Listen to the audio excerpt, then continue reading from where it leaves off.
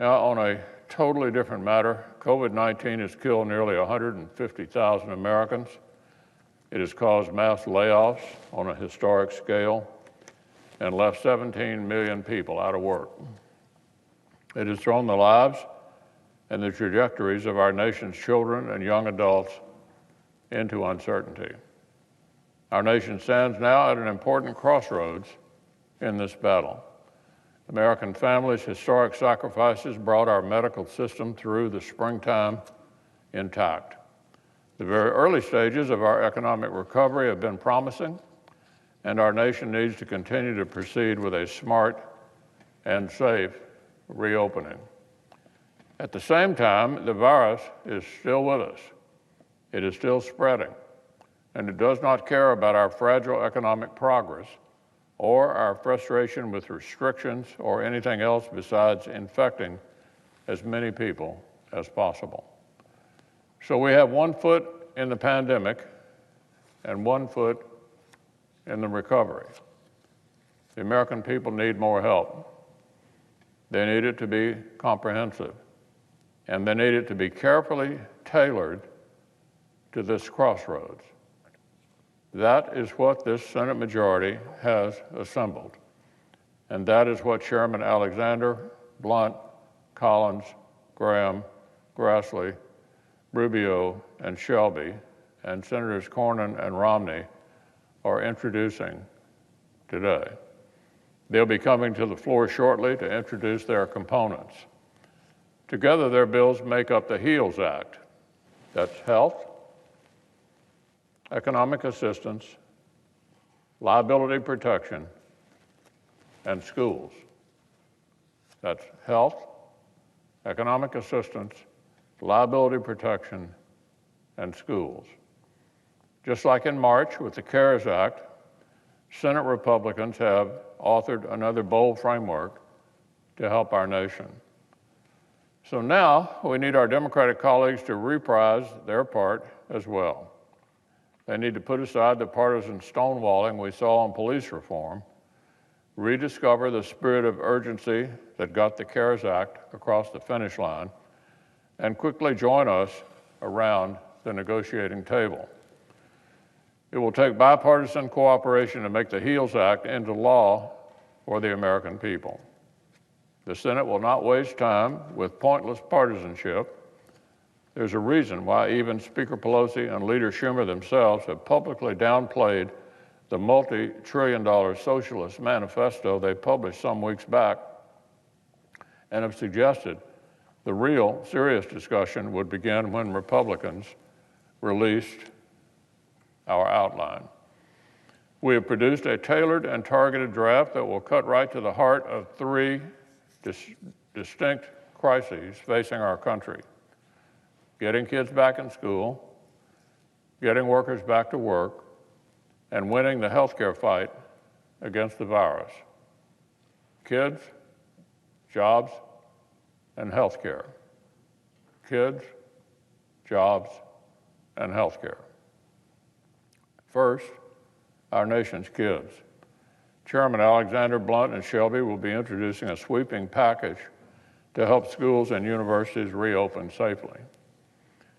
We're talking about more than $100 billion, more for an education fund than House Democrats put aside in a bill that spent multiple trillions. And there are policies to help child care providers and schools have the flexibility they need to function. Second, jobs. Since our nation has 1 foot in the pandemic and 1 foot in the recovery, our economic policies have to acknowledge both sides of that coin. Chairman Grassley will introduce another round of direct checks for households at the same amount as before, with even more support for families who care for vulnerable adult dependents. Chairman Collins and Rubio have designed a sequel to their historic PPP to help prevent more layoffs of American workers. And Republicans want to continue a federal supplement to state unemployment insurance. In fact, we'll propose a weekly dollar amount that is 8 times what Democrats put in place when they controlled the White House and Congress during the Great Recession. But we have to do it in a way that does not slow down reopening. We're also going to help this country pivot into recovery. The American people don't just want relief, they want opportunity, so long as the reopenings can be safe.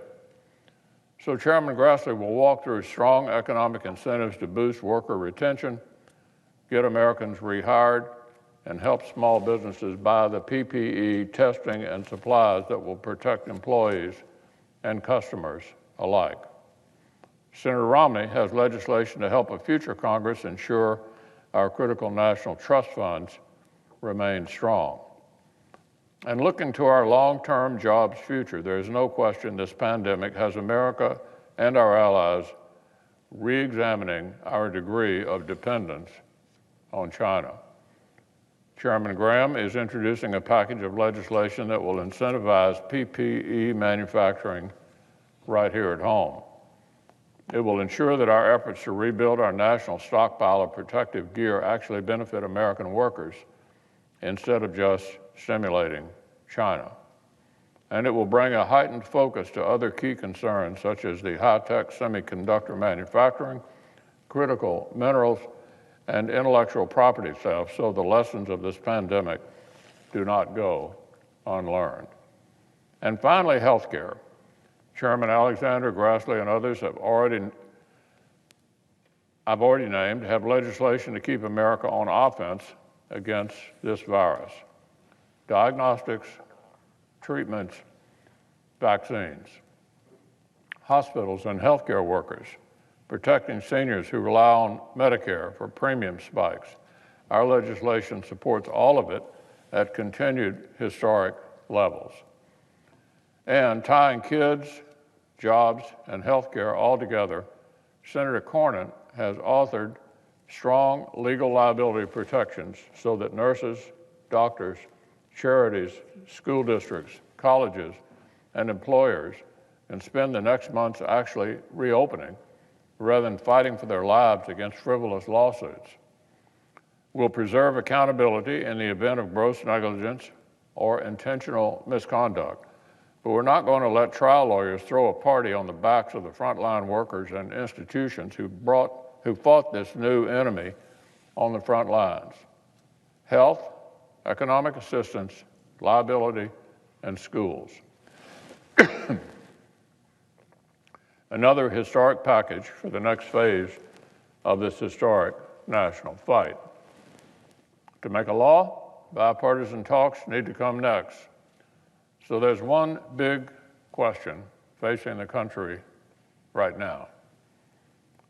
Which version of our distinguished Democratic colleagues are the American people about to get? We're going to get the Democratic Party we got in March, when our colleagues met us in good faith negotiations and worked with us to turn our framework into a bipartisan product? The Democrats who helped us pass the largest rescue package in American history without one dissenting vote? Or will the country get the Democratic Party we saw in June, when our colleagues refused to suggest amendments or improvements to Senator Tim Scott's police reform bill and chose to block the issue altogether? Their actions last month left some observers wondering whether Democrats had made this cynical choice to give up on bipartisan legislation altogether right through November. Whether Democrats had determined that strengthening our nation with bipartisan action might hurt their political odds, and therefore it might suit their fortunes better if pain and chaos simply continued. I hope that's completely off base, Madam President. I know our Democratic colleagues know this crisis is still urgent. I know they know American families need more help. So I hope this strong proposal will occasion a real response, not partisan cheap shots, not the predictable, tired, old rhetoric as though these were ordinary times and the nation could afford ordinary politics. We cannot have a Senate minority decide in June it is done legislating until November. The pandemic is not finished. The economic pain is not finished. So Congress cannot be finished either.